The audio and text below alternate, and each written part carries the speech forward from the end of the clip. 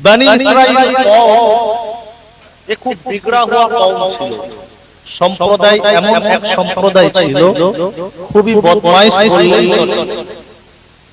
নবী মুসাকে এত জ্বালিয়েছে ফিরাউনের হাত থেকে আল্লাহ সুবহানাহু ওয়া তাআলা বাঁচালেন। পরক্ষণে গিয়ে তার কওম বলে, যখন বলে চলো যুদ্ধ করতে হবে, তখন তার কওম বলে দুনিয়া তোমার আল্লাহ গিয়ে যুদ্ধ করবে। এই কথা বুঝতে পারছেন না? এই কথা বুঝতে পারছেন না? এমন কওম ছিল, বুঝতে পেরেছেন? তো আল্লাহ নবী সাল্লাল্লাহু আলাইহি ওয়াসাল্লাম বলেন যে বনি ইসরাঈল কওমের মধ্যে সর্বপ্রথম যেই ত্রুটিটা এসেছিল বা দেখা দিয়েছিল তা হলো তারা একে অপরকে অন্যায় কাজ থেকে বাধা দিত না এবং ন্যায় কাজের আদেশ দিত। তাদের মধ্যে এটা ছিল। অনেক বিরুদ্ধ ছিল, যার কারণে তাদের উপরে সবচেয়ে বেশি আল্লাহ সুবহানাহু ওয়া তাআলা আযাবকে নিযুক্ত করেছিলেন। তো তার মধ্যে সর্বপ্রথম এদের ভুল বেশি ছিল কি, যে অন্যায় কাজে এরা করত না, বাধা দিত না। কি দিত না? বাধা দিত। আর সৎ কাজ এরা করত। আল্লাহ সুবহানাহু ওয়া তাআলা বলেন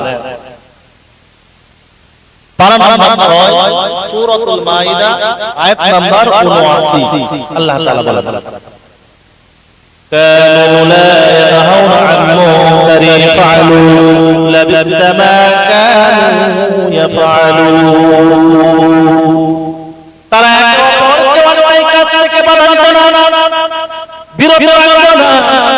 এই জন্য আল্লাহ তাআলা বলেন তারা এবং যারা এই কাজ করত কতই না মন্দ কাজ করত। অর্থাৎ আল্লাহ তাআলা বলেন যারা অন্যায় কাজে বাধা দেয় না এবং সৎ কাজ করে না, এরা কতই না মন্দ কাজ করত। আল্লাহর নবী সাল্লাল্লাহু আলাইহি ওয়াসাল্লাম হাদিসের মধ্যে বলেন আজকে বলবো তোমরা এই কাজ করো না, কালকে গিয়ে আবার তাদের সঙ্গে মিশে যেত, তাদের সঙ্গে খাওয়া দাওয়া করত, তাদের সঙ্গে ঘোরাফেরা করত। এই জন্য আল্লাহ তাআলা বলেন কত মন্দ। আল্লাহ সুবহানাহু ওয়া তাআলা বলেন যারা মুমিন হবে তারা সৎ কাজের আদেশ করবে, অসৎ কাজে বাধা দেবে। এখানে যতজন আমার ভাইয়েরা বসে আছেন, পর্দার আড়ালে আমার মা ও বোনেরা বসে আছেন, আমরা সবাই বুকে হাত রেখে বলি আমরা মুমিন ঈমানদার কিনা বলেন, আমরা ঈমানদার কিনা বলেন। কথা বলে না যারা চুপ করে তারা মনে হবে বেঈমান। আরে ঈমানদার কিনা বলেন, কিছু হলো ঈমান আছে, একেবারে তো শুভেন্দু নয়, একেবারে কিছু হলে তো ঈমান আছে, ঈমানদার। এইবার আল্লাহ তাআলা বলেন যাদের মধ্যে ঈমান আছে, ঈমানের দাবি হলো যারা হলো মুমিন, নিজেদেরকে মুমিন দাবি করে, তারা সর্বপ্রথম কি করবে? তারা অন্যায় কাজে বাধা দিবে, সৎ কাজ করবে, অসৎ কাজ থেকে মানুষকে বিরত রাখবে। আল্লাহ সুবহানাহু ওয়া তাআলা কারা কারা মুমিন, মুমিনের কি বৈশিষ্ট্য, মুমিনের কি গুণ কুরআনের মধ্যে তুলে ধরলেন। পারা নাম্বার 10 সূরা তাওবা আয়াত নাম্বার 71। আল্লাহ সুবহানাহু ওয়া তাআলা বলেন ওয়াল মুমিনুনা ওয়াল মুমিনাতু বা'দুহুম আওলিয়াউ বা'দ ويأمرون بالمعروف وينهون عن المنكر ويقيمون الصلاة ويؤتون الزكاة ويطيعون الله ورسوله أولئك سيرحمهم الله إن الله عزيز حكيم سبحان الله আল্লাহ সুবহানাহু ওয়া তাআলা এই জায়গায় মুমিনের কয়েকটি গুণ বর্ণনা করলেন, মুমিনের বৈশিষ্ট্য বর্ণনা করলেন। আল্লাহ তাআলা বললেন ওয়াল মুমিনুনা ওয়াল মুমিনাতু বা'দুহুম আউলিয়াউ বা'দ। মুমিন পুরুষ মুমিন নারী একে অপরের বন্ধু, একে অপরের সহযোগী। আল্লাহ তাআলা তারপরে আয়াতে বললেন ওয়া'মুরুনা বিল মা'রুফ, যারা ঈমানদার হবে, যারা মুমিন হবে, তারা সৎ কাজ করবে, ওয়া'য়ানহাউনা আনিল মুনকার, এবং তারা অসৎ কাজে বাধা দিবে। যারা মুমিন হবে সৎ কাজ করবে, যারা মুমিন হবে অসৎ কাজ থেকে নিজেও বিরত থাকবে, অপরকেও বিরত রাখার জন্য বাধা দিবে। আল্লাহ তাআলা তারপরে বলেন ওয়া ইয়াকুমুনা সালাতা, যারা মুমিন হবে তারা নামাজ কায়েম করবে, যারা মুমিন নয় তারা নামাজ কায়েম করবে না।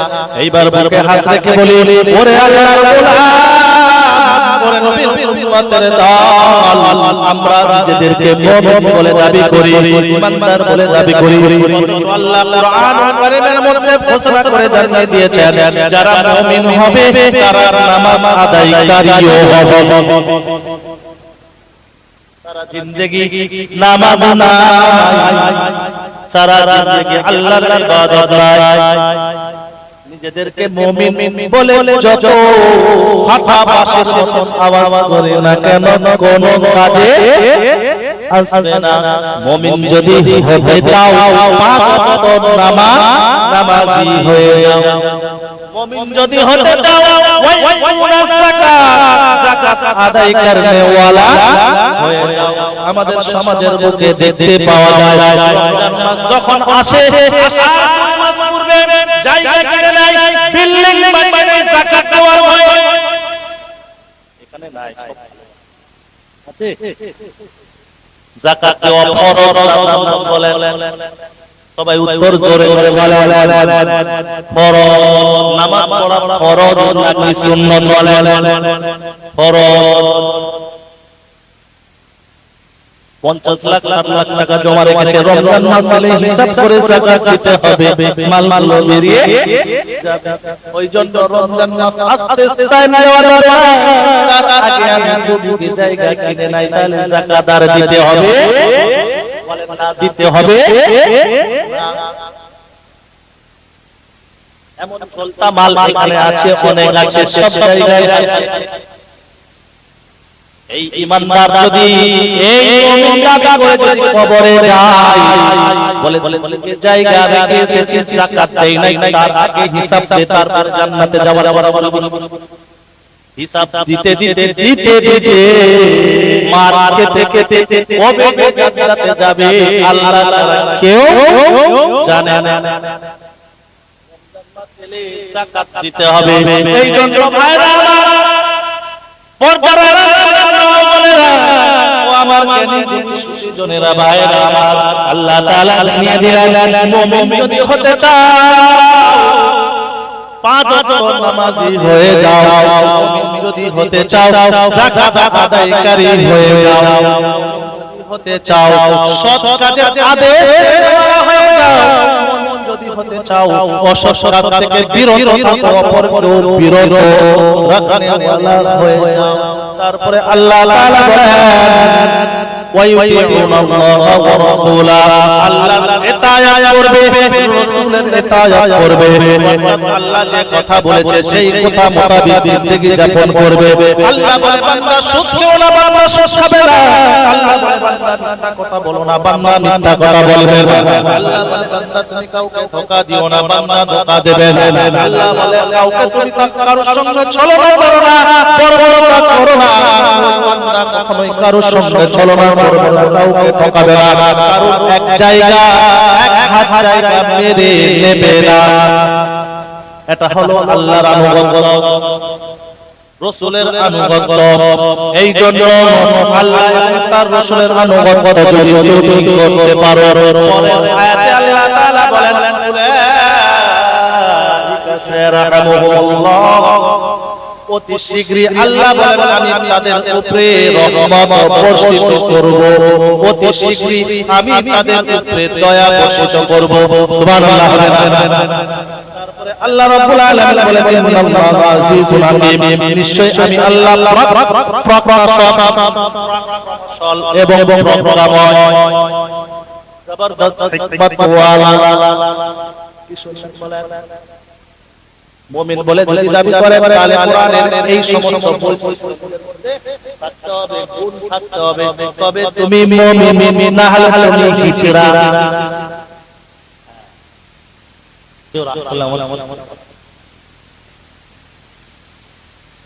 আমাকে তো ডেকে এনেছে এখানে কোরআন পড়া, বলবো তো কোরআনের আয়াত নেই।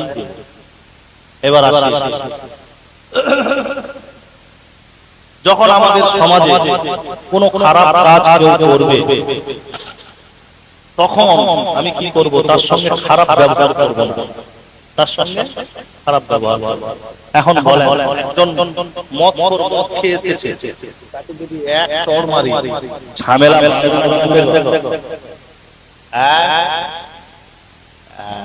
তাহলে কি করতে হবে? মদখোরকে কিভাবে শুধরাতে হবে, ওই গাঁজাখোরটাকে কিভাবে শুধরাতে হবে, ওই বিড়িখোরটাকে সিগারেটখোরটাকে কিভাবে শুধরাতে হবে, কোরআন দেখায়। আল্লাহ কোরআন 24 নম্বর পারা সূরা আল-সাজদার আয়াত 34 নম্বর আয়াত আল্লাহ তাআলা বলে ওয়ালা তাসবিল হাসানাতু ওয়ালা সাইয়্যা ইদফা বিল্লাতী হিয়া আহসান ফাইযা আল্লাযী বাইনাকা ওয়া বাইনাহু আদাওয়াতুন কাআন্নাহু ওয়ালিয়্যুন হামীম। মন্দ কাজ এবং খারাপ কাজ কখনোই এক হতে পারে না। হতে পারে? কথা বলে না? ভালো কাজ আর খারাপ কাজ কখনো এক হতে পারে? কখনো এক। আল্লাহ যেটা মন্দ বলেছে সেটা মন্দ, আর যেটা ভালো বলেছে সেটা ভালো। তো আল্লাহ সুবহানাহু ওয়া তাআলা বলেন যে খারাপ কাজ আর ভালো কাজ, ভালো কাজ আর খারাপ কাজ কখনোই এক সমান হতে পারে না। এবং তারপরে বলে যে তোমরা খারাপ কাজকে প্রতিহত করো ভালো কাজের দ্বারা কি করো? প্রতিহত করো। ভালো কাজের দ্বারা খারাপ কাজকে কি করো? পাল্টে দাও।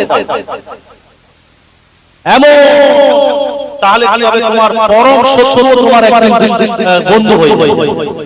এটা কে বলেছে? আল্লাহ।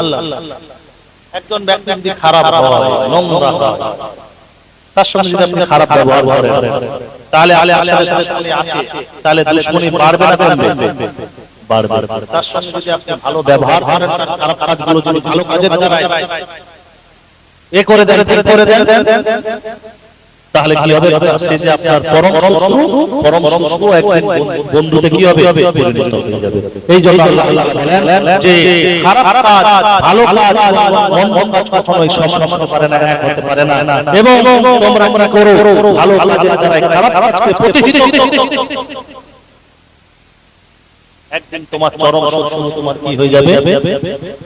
বন্ধু। এটা কার কথা? এটা কার কথা? এটা কার কথা? না, আল্লাহ সুবহানাহু ওয়া তাআলার কথা। এবার আসি ভাইরা আমার,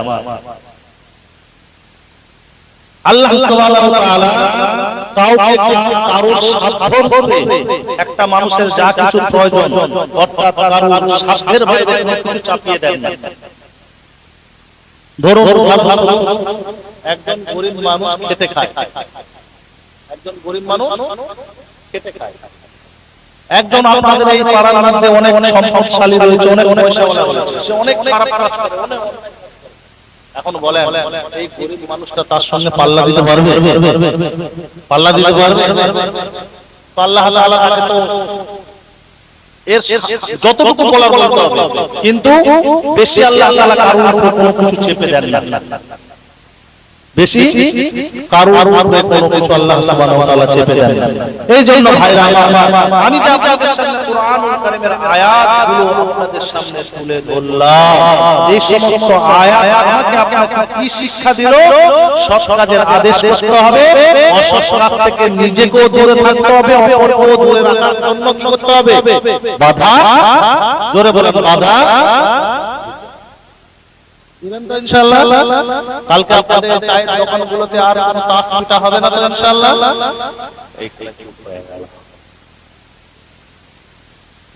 নাই তাস নাই, এখন তো মোবাইলে তাস আছে।